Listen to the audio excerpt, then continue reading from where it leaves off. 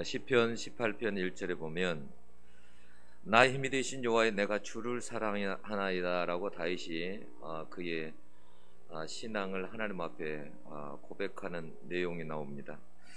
여러분, 그 다윗에게는 원수들이 참 많았죠. 그래서 시편을 읽다 보면 다윗이 그 원수들에게 막 했던 말이, 어떨 때는 이렇게 시편을 읽으면 다윗이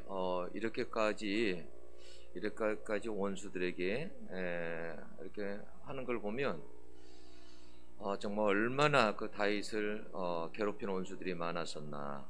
다윗에게 악담하고 또 악한 행동을 하고 험담하고 늘 다윗을 힘들게 했던 그런 다윗 곁에는 원수들이 참 많았습니다. 그래서 다윗이 그것 때문에 무척 힘들어했어요. 여러분, 그뿐만 아니라 다윗은 사울이 늘 언제나 괴롭혔죠. 그래서 다윗만 보면, 소식만 들으면 잡으려고 하고 또 다윗을 그렇게 죽이려고 했었습니다. 얼마나 힘이 들었겠어요. 많은 시간 동안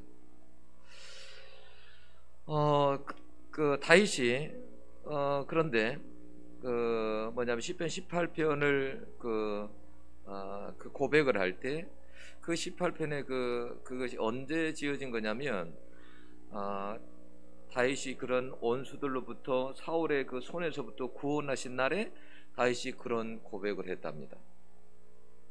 하나님께서 그 괴롭힘 당하고 어려운 가운데서 하나님을 의지하고 그럴 때 하나님 힘이 되어 주셔서 거기서 벗어나게 해줬다라는 그런 말씀이에요. 여러분, 오늘도 하나님께서 우리의 힘이 되시는 줄로 여러분 믿습니다. 여러분, 사도행전을 보면 바울이 배를 타고 로마로 향하게 되죠. 276명과 배를 타고 갑니다. 근데 그때에 큰 그 풍랑을 만나게 되죠. 그래서 완전히 바다가 낮에도 암흑이고 밤에도 암흑이고 완전 이런 가운데 있는 거예요.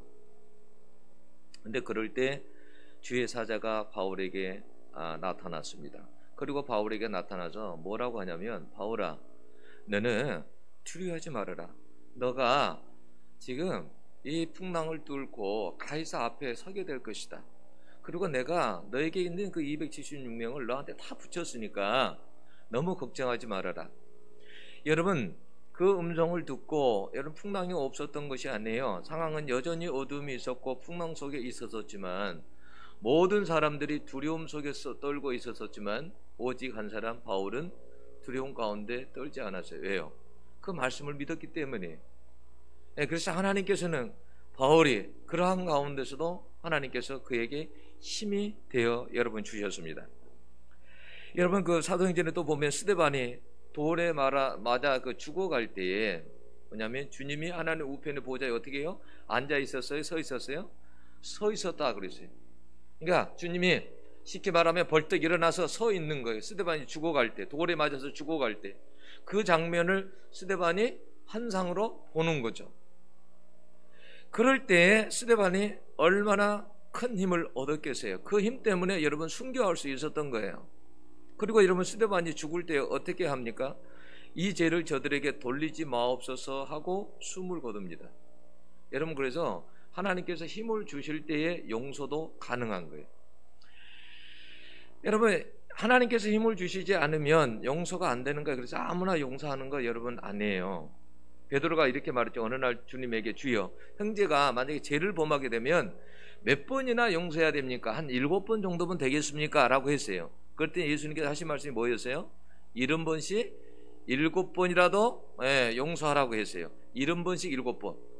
여러분, 그러면 70번씩 7번이라 7, 7은 40, 490번이라는 말이 아니에요. 무한대로 용서하라는 그 말이에요. 근데 그게 여러분 어떻게 그게 가능하냐는 말이에요. 가능하겠어요? 무한대로 용서한다는 게 그건 사람의 힘으로 안 되는 거예요. 하나님께서 우리에게 그런 힘을 주실 때에 그게 가능한 거예요. 우리가 막 기도하려고 해도 어떨 때 기도 안 되죠. 잘 안 돼요. 하나님께서 힘을 주실 때요, 기도하는 것도 가능하고요, 성경 보는 것도 그래요. 성경을요, 하나님께서 힘을 주실 때에 성경에 붙들리게 할 때 그때 성경도 봐지는 거고, 그렇죠? 이 성경이요, 그렇지 않으면 안 봐져요. 제가 경험하는 거예요. 근데 하나님께서 한번 붙드시기 시작하면 성경을 손에서 놓을 수 없을 정도가 돼요. 그냥 성경 읽는 것도 내 마음대로 내 힘대로 안 돼요. 그게 될 것 같은데 안 돼.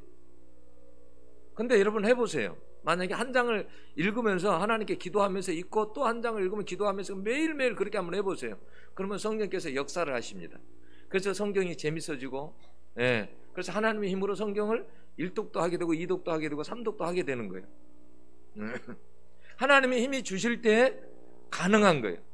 여러분 사랑도 마찬가지예요. 사랑도 여러분 그냥 사랑한다라고 해서 사랑이 되어지는 게 아니에요. 하나님이 그런 힘을 주실 때 사랑하는 것도 여러분 가능한 거예요. 여러분 원수를 어떻게 사랑합니까? 그게 말이 돼요? 근데 하나님께서 힘을 주시면 그게 가능한 거예요.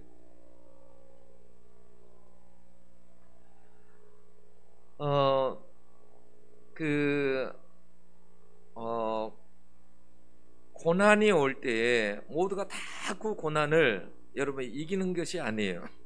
이 요한계시록을 보면 그 교회들이 다 고난을 당하죠. 고난 가운데 있는 다 교회들이, 그 시대 교회들은 다 고난 가운데 있는 교회들입니다. 근데 교회가 고난이 왔을 때 모든 교회들이 다 그 고난을 이기던가요? 아니에요. 영적으로 무너진 교회들이 많습니다. 여러분 그때 당시에는 외부적으로는 황제 숭배 때문에 고난을 당하고 내부적으로는 거짓 선지자들이 들어와서 교회를 힘들게 했어요. 이 기회를 놓치지 않고 사단은 성도들을 영적으로 잠자게 하고 이단에 빠지게 하고 거짓에 사로잡히게 해서 교회를 무너뜨려 버리는 것입니다. 그러니까 사실은 지금이 코로나가 와서 이런 상황 속에서 뭐냐면 성도들이 제일 잠자기가 쉽고 또 뭐냐면 사단이 가장 왕성하게 활동할 수 있는 시기가 바로 이 시기예요. 왜냐하면 교회를 가장 무너뜨리기 가장 좋은 환경이 지금이거든요. 그래서 사단은요 그런 환경이 되면 그런 환경 가운데 딱 와서요 그런 환경을 100% 이용하는 것이 사단이에요. 그 약점을 놓치지 않아요. 사람이 몸이 약하잖아요. 그럼 그 몸이 약한 것을 공격해요. 네? 사람이 막 염려 근심을 하잖아요. 그러면 그 염려 근심 가운데 그걸 붙잡고 사단이 공격을 해요. 놓지를 않아요. 네. 그래서 한번 거기에 이렇게 붙잡히게 되면 빠져나오기가 어려운 거예요. 사단은 100% 그런 환경을 다 이용합니다.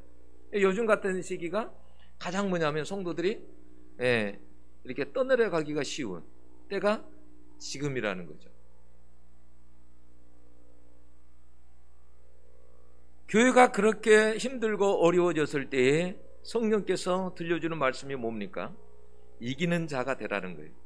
그래서 여러분 그 교회들이 나오는 요한계시록 2장과 3장을 보면 계속 뭐라고 하냐면 교회들에게 마지막에 뭐냐면 이기는 자가 되라고 그래요. 이기는 자가 되라. 이겨라는 이런 고난 가운데 이기는 자가 되라는 거예요. 이것이 간절한 주님의 여러분 음성이기도 합니다. 이 시대에. 왜냐하면 여러분 이기는 자가 되지 않고서는 천국에 들어갈 수도 없기 때문에 그래요. 이기는 자가 되지 않고서는 생명을 얻을 수 없기 때문이고 이기는 자가 되지 않고서는 구원을 얻을 수 없습니다. 여러분 이기는 자로 살아가시기를 축원합니다. 여러분 이기는 힘도 누가 주시냐면 하나님이 주시는 거예요. 우리가 고난 가운데에서도 쉽게 무너지지 않는 이유가 뭘까요? 그건 뭐냐면 고난 중에서도 하나님이 힘을 주시고 우리를 붙드시기 때문에 그래요. 시골에서 농사를 지어본 분들은 잘 알죠. 고추나무를 심어놓고, 식물을 심어놓고, 전부 다 나중에 보면 뭐냐면 식물들을 심어놓고 농사를 지을 때 밭농사를 지으면 어떻게 하면 지지대를 대줘요. 그죠? 그래야 지지대를 대줘야 이 지지대를 대주고 묶어줘야 그리고 바람이 불어도 흔들리지 않는 거예요. 고난이 올 때 사람들이 넘어지기가 쉬워요. 고난이 올 때. 그럴 때 뭐냐면 하나님께서 우리를 붙들고 계시는 거예요. 바울이 사도행전을 보면 그래요. 교회를 떠나면서 에베소 교회를 떠나면서 걱정이 너무 많은 거예요. 교회에 대한. 이 교회를 어떻게 할까? 나중에 뭐예요? 주님께 그 교회를 부탁합니다. 주님께.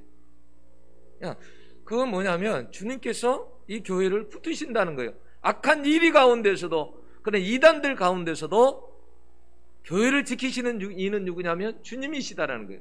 주님이 붙들어 주신다라는 거예요. 그러니까 우리가 자녀들을 키울 때도 마찬가지예요. 우리가 자녀들을 위해서 기도하는 이유는 뭐냐면, 자녀들을 어떻게 해요? 하나님께서 우리가 기도할 때 어떤 역사가 있냐면, 자녀들을 하나님 붙드시는 역사가 있어요. 자녀들을 붙드셔요. 그 박효준 장로의 간증에 보면 그런 게 나오죠. 어느 날 이렇게 아이들이 노는 것을 봤는데, 아이들 가운데 빛이 있는 아이들이 있어요. 빛이 있는.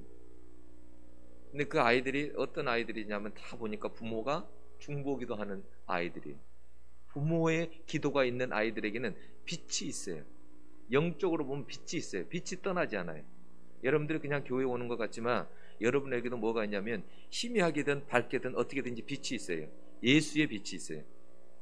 어떤 사람은 그 예수의 빛이 그것이 90%이기도 하고 50%이기도 하고 30%하고 20%이기도 하지만, 여러분 가운데도 뭐냐면, 예수를 믿었다는 것 때문에, 예수의 믿음을 가지고 산다는 것 때문에 뭐가 있냐면 예수의 빛이 있어요. 여러분 가운데. 그래서 내가 신앙이 어떠한지 보려면 무당집에 한번 가보세요. 그럼 무당이 금방 알아보면, 나는 좀 신앙이 아직 있구나, 이렇게 생각하시면 돼요. 여러분, 금방 알아봐요. 예수 믿는 사람 금방 알아봅니다. 고난 중에서도 하나님이 힘을 주시고 붙드시기 때문에 우리가 고난 중에서도 그 고난을 이길 수 있는 거예요. 고난받는 교회에 힘을 주시고자 성령이 계속 교회들에게 말씀하시는 거예요. 그러면서 뭐라고 하냐, 귀 있는 자는 들을지어다. 귀 있는 자는 들을지어다. 여러분, 고난 가운데서도 귀가 열린 사람은 하나님의 말씀이 들려지면요, 그 고난을 이길 수 있거든요. 근데 만약 하나님의 말씀이 고난 가운데 들려지지 않으면 이길 수가 없어요. 그래서 말씀을 전할 때도 그 말씀이 내게 들려지는 것도 여러분 은혜예요.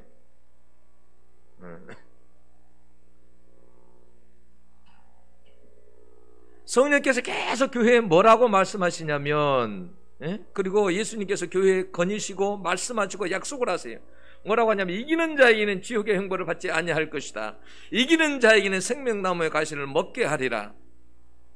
이런 말들이 다 뭐냐면, 그러니까 고난 가운데 만약에 이기지 못하면 너희들은 생명을 얻지 못한다라는 거예요. 생명을 얻지 못한다.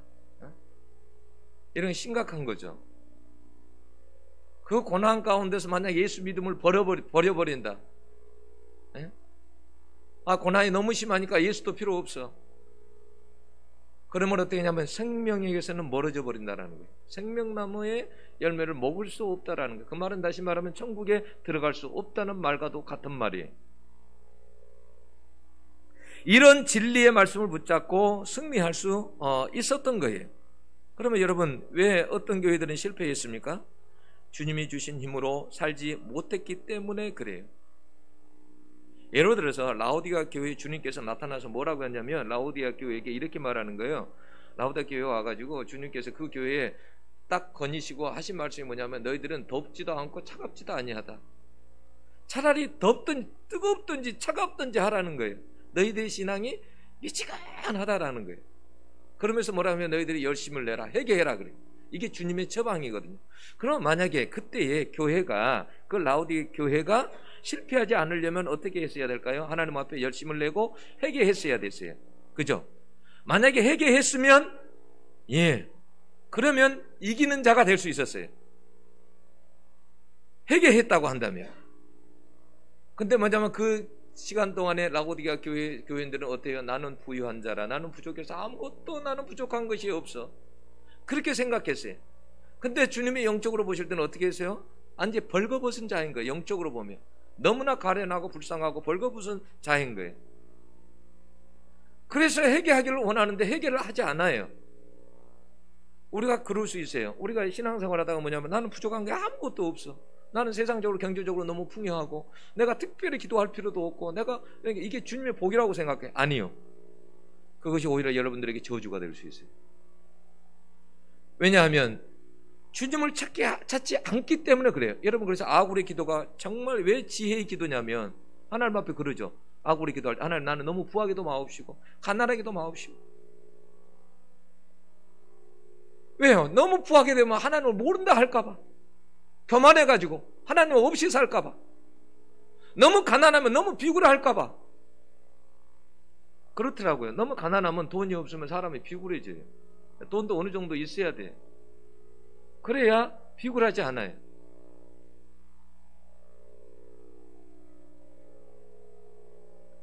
만약에 라오디가 교회가 만약에 회개했으면 어떻게 했을까? 하나님께서 영적인 힘을 주셨습니다. 그 교회에 이길 수 있는 영적인 힘을 회개를 통해서 공급해 주는 거예요.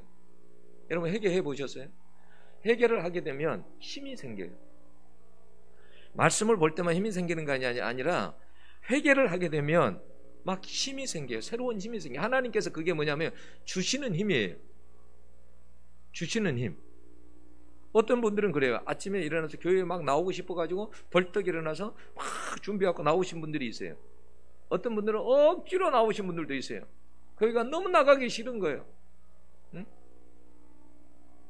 오늘 가면 목사님이 또 가면 쪼는 말씀 하겠지. 오늘 가면 또 뭐 누구 보기 싫어서 교회가 가기 싫은 거예요. 근데 어떤 사람은 일어나면 막 교회가 가고 싶어지는 거예요. 여러분 그 발걸음조차도 인도하시는 분이 누구냐면 주님이십니다. 주님이 인도하시는 거예요. 그런 마음을 내게 주시는 것도 주님이세요. 우리에게 주님은 늘 우리에게 새로운 어떤 힘들을 우리에게 늘 공급해 주십니다. 어떻게 그러면 오늘 말씀에서 하나님께서는 우리에게 힘을 어떻게 해서 우리들에게 공급해 주냐는 거예요. 그 고난받는 교회에게 백성들에게 주님께서 어떻게 그들에게 힘을 주시냐는 거예요. 1절에 보면 뭐라고 했냐면 2일 후에 그랬어요. 2일 후에라는 것은 앞에 4장 앞에 3장 2장에 뭐가 나온다고요? 교회들이 나와요. 그 교회들은 다 고난받는 교회들이에요. 그러니까 고난받는 교회의 모습을 본 후에 그런 말이. 그런데 거기에 보니까 뭐라고 되어 있냐면 거기에 하늘에 열린 문이 있는데 라고 그래요. 하늘에 열린 문이 있는데, 여러분 이 땅에만 문이 있는 것이 아니라 하늘에도 문이 있습니다. 그 하늘 문에 아무나 여러분 들어가는 것이 아니에요. 예수 믿음을 가지고 산 사람들이 그 문에 여러분 들어갑니다.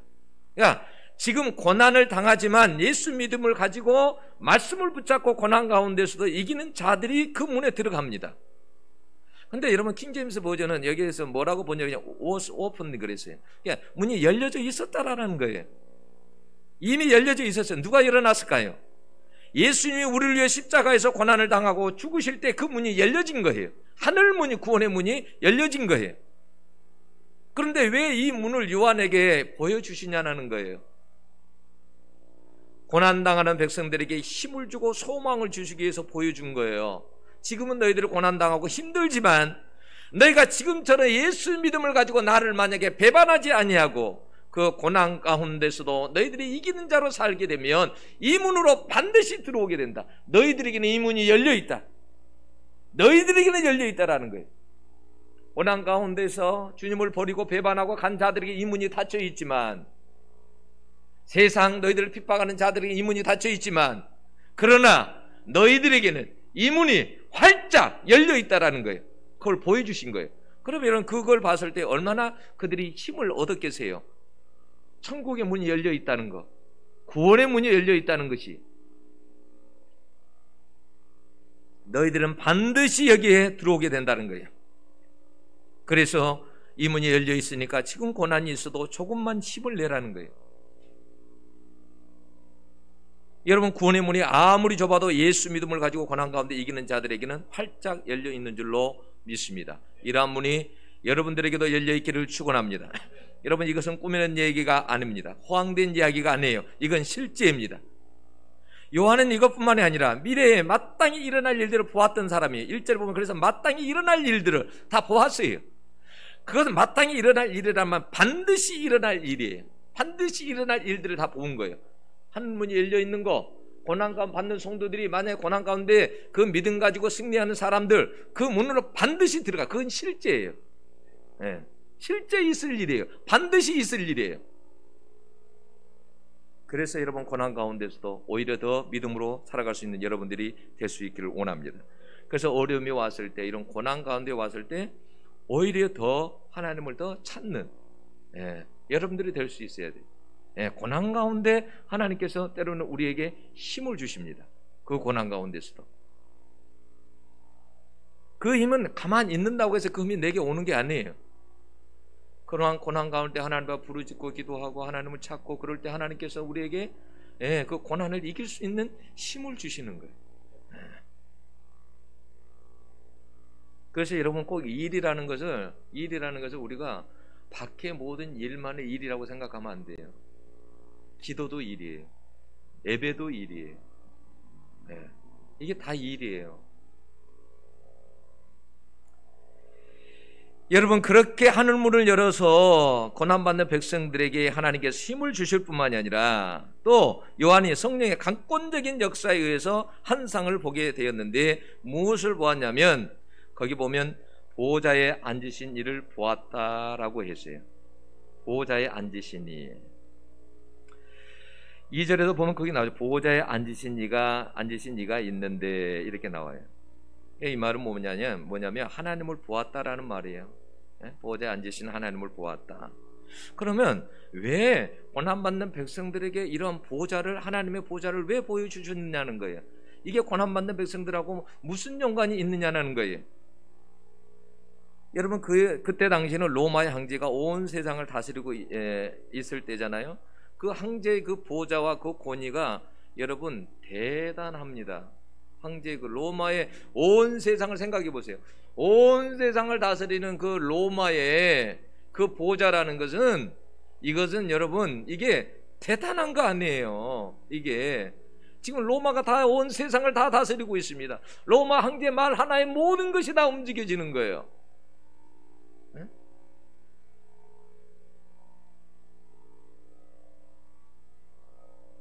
그래서 여러분 로마 황제 숭배까지 생기게 된 건 아닙니까? 신처럼 숭배를 받는 거예요.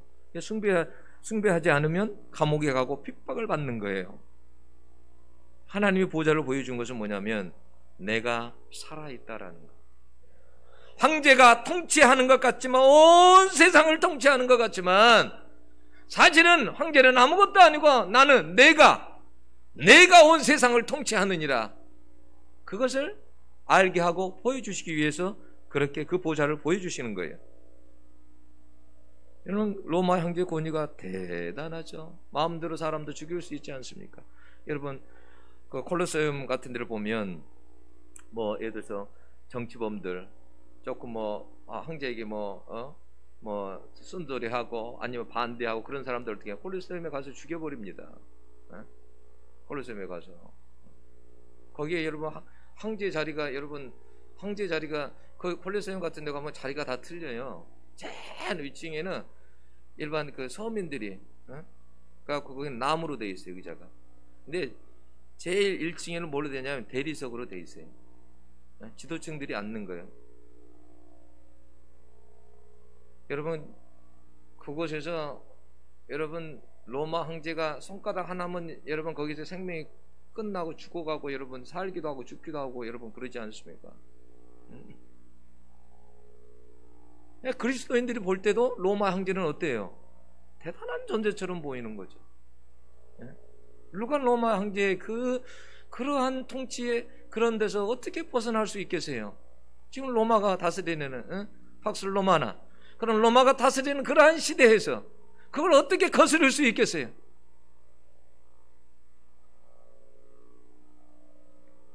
근데 하나님은 그러는 거예요. 로마 황제는 아무것도 아니라는 거예요. 너무 무수하지 말라는 거예요. 그러면서 또 다른 보호자를 보여준 게 뭐예요? 24 보호자를 보여줍니다. 거기에 24 장로들이 앉아 있습니다. 이 24 장로들이 누굴까요? 이 24 장로는 뭐냐면 요한계시록으로 보면 뭐냐면 상징적으로 봐야 될 것들이 있고 그냥 그대로 문자적으로 봐야 될 것들이 있어요. 그래서 요한계시록이 힘든 거예요. 어떤 것은 상징적으로 봐야 되고 어떤 것은 또 문자적으로 봐야 되고 이런 것들 때문에 해석하는 게 굉장히 그래서 난해한 거예요. 근데 여기에 24 장로는 구원받은 모든 성도들 애표하고 있어요. 모든 학자들이 거의 동의하는 것이 뭐냐, 24라는 숫자는 구약의 12지파 신약의 12사도를 합한 숫자라는 거예요. 그래서 4장과 5장에 나타난 24 장로는 구약과 신약에서 구원받은 모든 성도를 다 함축하고 있다고 보는 거예요. 그러니까 우리가 바로 이 24 장로들이라는 거예요. 그럼 왜 이것을 보여줍니까? 보여주는 이유는 뭐예요? 자, 24 장로 보호자를 다 보여줍니다. 근데 그곳에 있는 사람들이 다 어떻게 앉아있냐면 다 흰옷을 입고 면류관을 쓰고 그렇게 앉아 있는 거예요. 왜 그 모습을 보여줍니까? 황제의 숭배의 고난 속에서 너희들이 이기는 자가 되면 내가 너희들에게 흰옷을 입혀줄 것이고 내가 너희들에게 이러한 영광스러운 보좌에 내가 너희들에게 면류관을 줄 것이고 이런 보좌에 내가 앉게 해주겠다라는 그런 말씀이에요. 여러분, 이 보좌는 황제의 보좌와 비교할 수 없는 거예요. 이 땅에 어떤 권세의 그 보좌하고 하늘에 있는 보좌하고는 비교할 수가 없는 거예요. 여러분, 천국에 가면 그래요. 이 땅에서 아무리 대통령하고 이 땅에서 아무리 뭐 국무총리하고 떵떵거려도 천국에 가면 아무것도 아니에요. 하늘하고 이 땅에서 하고는 여러분 달라요. 모든 것이 다 달라요. 예.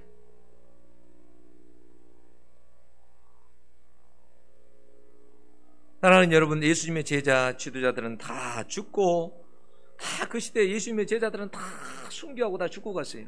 살아남은 사람이 누구예요? 요한이에요. 근데 요한마저 사도 요한마도 어디에 가 있어요? 밤못섬에 유배되어 있는 거예요. 섬에 가서 있는 거예요.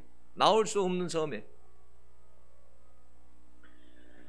그러니까 고난 가운데 있는 교회들은 아무런 힘이 없는 거예요. 지도자들은 다 죽고, 응? 그리고 막 거짓 선지자들이 들어와가지고 교회를 다 판치고 어떤 것이 진리인지, 어떤 것이 복음인지 헷갈려하고. 요즘 여러분 유튜브 보면 그런 거 많이, 유튜브 보면 정말 그렇거든요. 요한계시록 같은 경우도 유튜브 같은 데 보면 666이라든지 막 무슨 뭐 해가지고 막 유튜브에 얼마나 많이 나오는지 몰라요. 그거 잘못 봤다가는 그 뭐냐면 잘못된 길로 빠질 수도 있어요. 그래서 제가 홈페이지에다가 제가 그나마 거기에서 가장 건전하게 해석하는 것들을, 그래서 제가 중요한 것들을 우리 홈페이지에 다 올려놓은 거예요. 666에 관해서, 아마겟돈에 관해서 뭐 이게 요한계시록에 논쟁이 될 만한 그런 뭐 천국 왕국에 대해서, 천년 왕국에 대해서 이런 것들에 대해서 제가 우리 홈페이지에 다 올려놓은 거예요. 그것 보면 아무런 하자 없어요. 그러나 유튜브에는 너무 난잡하게 다 올라와 있어요. 너무 잘못된 것들도 너무 많이 올라와 있어요. 그래서 홈페이지에 한 번씩 가셔서 요한계시록 궁금한 것도 거기에서 클릭해갖고 한번 보세요. 그러면 그것 보면 여러분 됩니다. 예.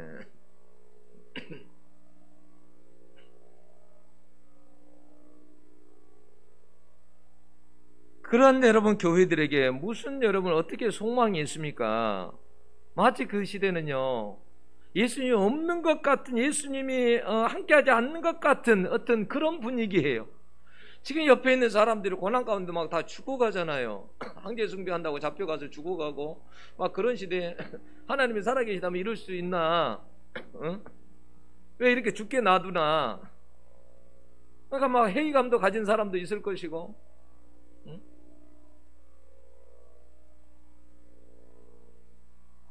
그런데 성경은 뭐라고 말씀하십니까? 5절을 보면, 우리 5절 한번 거기 보겠습니다. 5절을 보면 보호자로부터 번개와 음성과 우레소리가 나고 보좌 앞에 켠 등불 7이 있으니 이는 하나님의 7영이라 그랬어요. 보좌 앞에 7 등불 켠 것이 있는데 그게 하나님의 7영이라. 7영이라는 것은 뭐냐면, 이게 7영이라는 것은 안전한 영, 성령을 말하는 거예요. 7이 붙으면 이게 7이 완전수예요. 완전수. 그러니까 완전한 영을 이야기하는 거예요. 완전한 영. 우리가 요한계시록에 뭐 교회가 7교회가 나오죠. 그냥 7교회만 있었던 것이 아니에요.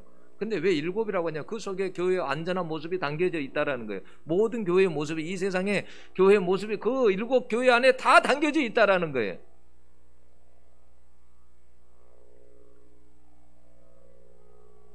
왜 그런데 등불 켠 모습으로 왜 그렇게 나타났을까요? 성령께서 왜 등불 켠 모습으로 나타났느냐? 아무리 어두운 시대라고 할지라도 완전하신 성령께서 등불이 돼서 너희들을, 이런 고난 가운데서도 너희들을 인도하겠다라는 거예요. 네. 여러분, 성령은 부족하지 않습니다. 성령은, 우리들에게 있어서 성령은 완전하신 분이십니다. 네. 그러니까 우리가 고난이 온다고 해서 우리를 못 인도하고 우리를 그러신 분이 아니에요. 목사님, 그러면 고난 가운데 죽어간 사람은 뭐예요? 여러분, 순교하고 죽는 것도요, 아무나 순교하고 죽는 게 아니에요. 예, 아무나. 얼마 전에 누구의 어떤 유명한 목사님이 돌아가셨더라고요. 57세로 그렇게 세계적인 아주 유명한 목사님이 돌아가셨어요. 57세로. 어떻게 생각하면 세상에서는 참 불쌍하다 이렇게 말할 수 있는데 전혀 아니에요. 저는 어떨 때 그런 생각도 들어요. 하나님께서 오래 산 사람들은 어떨 때 보면 성경에 물론 장수가 약속이 돼 있잖아요. 하나님께서 이러면 장수하리라. 근데 어떨 때는 누가 그런 글귀를 써놨어요? 어떨 때는 하나님이 일찍 데려가는 사람도 있어요. 사람의 눈으로 보면 너무 안타깝고 그러는데 어떤 사람은 하나님께서 일찍 데려간 사람이 있어요. 네? 그건 뭐냐면 사람의 생명은 여러분 있잖아요. 하나님의 주권 속에 있어요. 주권 속에. 그 사람이 일찍 갔다고 해서 삶을 잘못 산 거라 그런 게 아니에요. 예수님 몇 세에 사셨어요? 33살에 죽으셨잖아요. 십자가에서. 그렇게 일찍 죽으셨어요. 네? 죽음이라는 것이 우리가 생각한 그런 게 아니에요. 그리스도인들은 영원한 세계가 있잖아요. 우리 이정순 집사님 믿으시죠? 그리스도인들에게는 영원한 세상이 있어요. 영원한 세상. 네? 이 땅은 여러분 그냥 풀과 같이 지나가는 거예요. 아침 이슬과 같이 잠깐 있다가 없어지는 거예요. 금방 지나가는 거예요. 영원한 하나님의 세계가 있어요. 네. 그래서 그리스도의 죽음을 이 땅에서 여러분 마음대로 사람이 평가할 수 없어요. 하나님이 먼저 데려가시고자 하는 사람은 데리고 가는 거예요. 너는 너 사명이 다 끝났다 생각하면 어떻게 해요? 하나님이 데려가는 거예요. 네. 때로는 너는 사명이 여기까지야.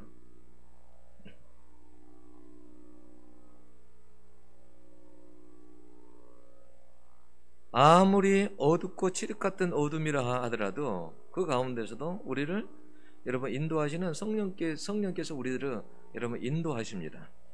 다윗은 시편의 18편 28절에 이렇게 고백했어요. 주께서 나의 등불을 켜시며 여호와 내 하나님이 내 흑암을 밝히시리로다 라고 그랬어요. 지금 다윗에게 있어서는 뭐냐면 자기 상황이 흑암 같은데, 캄캄해서 흑암이라는 것은 여러분 뭐예요? 다크니스. 앞이 보이지 않아요. 너무 캄캄해요. 보이지 않아요. 너무 짙은 어둠 속에서 도저히 살아갈 수 없을 것 같아요. 앞이 보이지 않아요. 그런데 그때 어떻게 해요?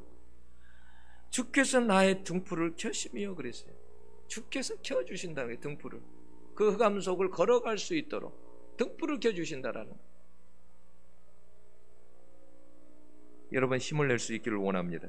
내 인생이 흑암과 같을 때가 여러분 있어요. 앞이 보이지 않을 때가 있어요. 앞이 보이지 않을 때는 여러분 제가 언젠가 한번 김포로 이사를 올 때 제가 김포공항 쪽을 지나가게 됐는데 안개가 얼마나 안개가 짙게 그렇게 돼 있는지 제가 김포공항을 그 자리에서 뺑뺑뺑 여러 번을 잡아 돌았어요. 또 가면 그 자리, 또 가면 그 자리. 이게 라이트를 켜고 가도 잘 안 보이는 거예요. 이게 얼마나 짙은 안개인지 계속 헤맨 거예요. 우리가 뭐 어둠 가운데 있을 때는 헤매거든요. 우리도 살아갈 때. 네.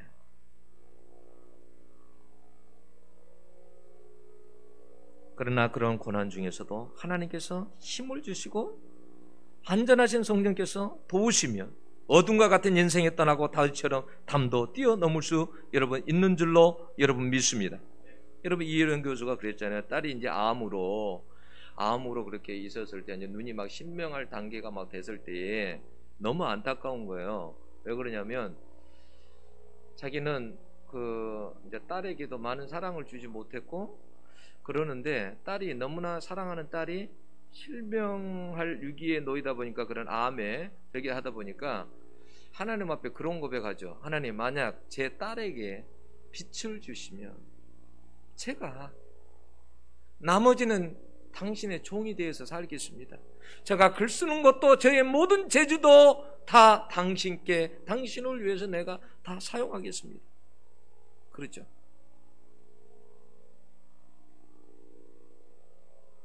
빛을 주신다고 한다면, 근데요 성령께서 얼마나 응답을 빨리 주어버리는지, 딸이 한국으로 검사로 왔는데 병원에 갔는데요 아무 이상이 없는 거예요. 그러니까 이런 교수가 어떤 생각하냐면, 너무 빨리 나와버리니까요, 이건 아닌 것 같아요, 이건 아닌 것 같아요. 마음에 막 갈등이 생기는 거예요. 말은 고백은 했는데 결국에 나중에 이제 세례를 받게 되죠. 흑암과 같은 그 예수를 모르는 그러한 사람이 딸을 통해서 예수를 믿게 되는 거죠. 우리가 경험하고 있는 여러분, 이러한 코로나도 어찌 보면 여러분 흑암과도 같은 거예요. 영적으로 보면 흑암과도 같은 거죠. 이 코로나 때문에 얼마나 많은 사람들이 어려움을 당하고 있습니까? 얼마나 많은 갈등과 고민과 염려와 근심 속에서 사느냐는 거예요. 이것도 여러분 흑암이죠. 앞이 잘 안 보이게 만드는 것이 여러분 흑암이에요. 흑암. 내가 누군가를 많이 미워하고 있다 그러면 그것도 흑암이 될 수 있어요. 그것 때문에 뭐예요? 주님과 막히게 되거든요. 주님과 담이 쳐져 버리거든요. 그래서 미움도 뭐라고 그러세요? 살인이라고 그러잖아요. 살인이다. 근데 어떻게 그 살인자가 어떻게 보면 천국에 갈 수 있겠어요? 그러니까 그것도 흑암인 거예요. 우리 아끼는 모든 가로막는 모든 것들은 다 여러분 흑암이에요. 고난도 흑암이에요. 지금 교회들이, 요한계시록에 있는 교회들이 고난을 당하는 그 자체도 흑암이에요. 그 시대 자체가. 지금 한국 교회가 어려움을 당하고 있죠. 완전히 짓밟힘을 당하죠. 언론에 안 나온 적이 없어요. 거의 안 나온 적이, 이제 아예 그냥 추락해가지고 완전히 짓밟힐 대로 완전히 짓밟혀 있죠. 회복한다는 게 굉장히 어려운 상황이죠. 이럴 때 어떻게 할까요? 수많은 사람들이 떨어집니다. 이럴 때 이제 알곡과 쭉정이가 가려지는 거예요. 알곡과 쭉정이가. 여러분 퀴즈를 할 때 어떻게 하세요? 안 흔들고 가만히 하세요? 아니면 흔들고 하세요? 퀴즈를 할 때는 흔들고 하잖아요.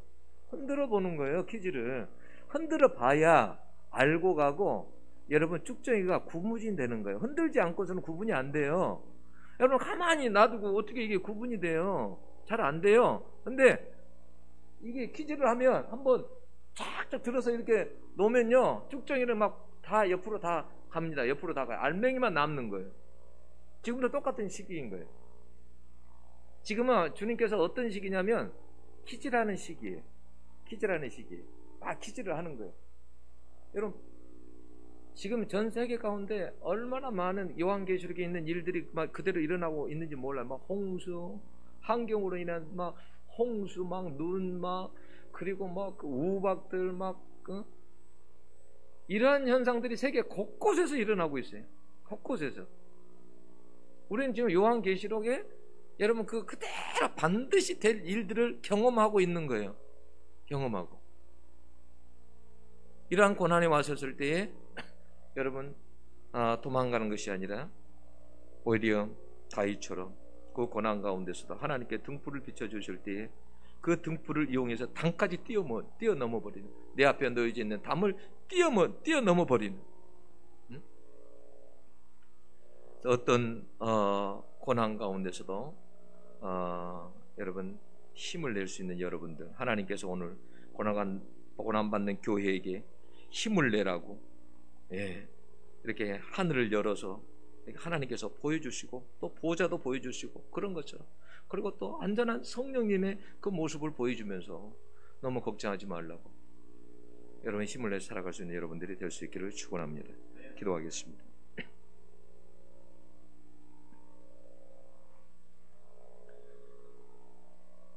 하나님 아버지, 오늘 저희들이 이 말씀 하나님 들었습니다. 하나님 저희들이 하나님 여러 가지 하나님 고난 가운데서 시련을 당할 때에 얼마나 때로는 힘들고 어려운지 모릅니다. 하나님 이 코로나 가운데서도 때로는 하나님 이 코로나로 인해서 얼마나 버거워하며 얼마나 하나님 많은 사람들이 힘들어하는지 모릅니다. 아버지 하나님, 저희들에게 이런 고난 가운데서도 힘을 주셔서 이런 고난 가운데 성령께서 하나님 우리 가운데 등불을 켜고 오시는 것을 하나님 보게 하시고 경험하게 하시고 저희들이 하나님 힘을 얻어서 살아가는 저희들 될 수 있도록 도와 주시옵소서. 감사합니다. 예수 그리스도의 이름으로 기도하옵나이다. 아멘. 찬송가 521장 부르시겠습니다.